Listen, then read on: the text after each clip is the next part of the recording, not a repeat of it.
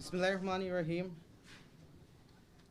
সম্মানিত সাংবাদিক ভাই ও বোনেরা, আসসালামু আলাইকুম। ধন্যবাদ জানাচ্ছি আপনাদের সবাইকে আমাদের বাড়িতে উপস্থিত হওয়ার জন্য।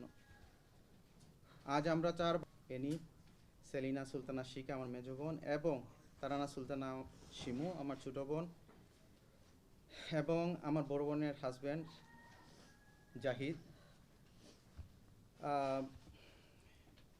এবং আমাদের পুরো পরিবার অত্যন্ত ভারাক্রান্ত হৃদয়ে আপনাদের সামনে উপস্থিত হয়েছি।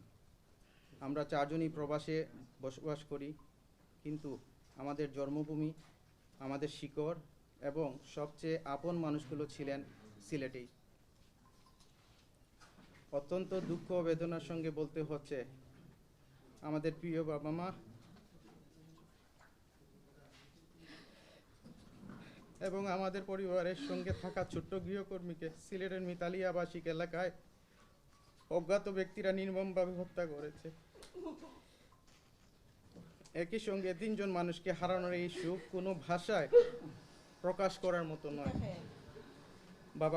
বাবা মাকে হারানোর কষ্ট যেমন আমাদের সারা জীবন বয়ে বেড়াতে হবে, তেমনি আমাদের ঘরের ছোট্ট গৃহকর্মী মেয়েটির মর্মান্তিক মৃত্যুও আমাদের হৃদয় গভীরে ক্ষত তৈরি করেছে।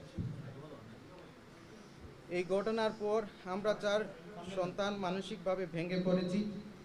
তারপরেও আমরা বিশ্বাস করি দেশে আইন আছে, প্রশাসন আছে, আইন শৃঙ্খলা রক্ষা বাহিনী আছে, এবং ন্যায় বিচার প্রতিষ্ঠার জন্য রাষ্ট্রের দায়িত্বশীল প্রতিষ্ঠানগুলো কাজ করছে। আমাদের পরিবারের পক্ষ থেকে ইতিমধ্যে এই হত্যাকাণ্ডের ঘটনায় মামলা করা হয়েছে। আমরা আইন শৃঙ্খলা রক্ষাকারী বাহিনীর প্রতি পূর্ণ আস্থা রাখতে চাই। আমাদের একটাই দাবি, এই 3 হত্যাকাণ্ডের প্রকৃত রহস্য উদ্ঘাটন করা হোক।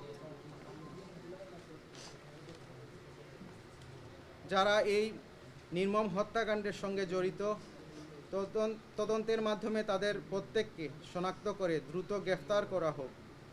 কোনো নিরপরাধ মানুষ যেন হয়রানির শিকার না হন, এবং কোনো অপরাধী যেন প্রভাবশালী বা অন্য কোনো কারণে আইনের আওতা থেকে বেরিয়ে যেতে না পারেন। আমরা চাই নিরপেক্ষ ও পেশাদার তদন্তের মাধ্যমে প্রকৃত অপরাধীদের আইনের মুখোমুখি করা হোক, এবং আদালতের মাধ্যমে তাদের দৃষ্টান্তমূলক শাস্তি নিশ্চিত করা হোক। আমাদের বাবা মা আর কোনো দিন ফিরে আসবে না, ছোট্ট সেই মেয়েটিও আর কোনো দিন ফিরে আসবে না, কিন্তু তাদের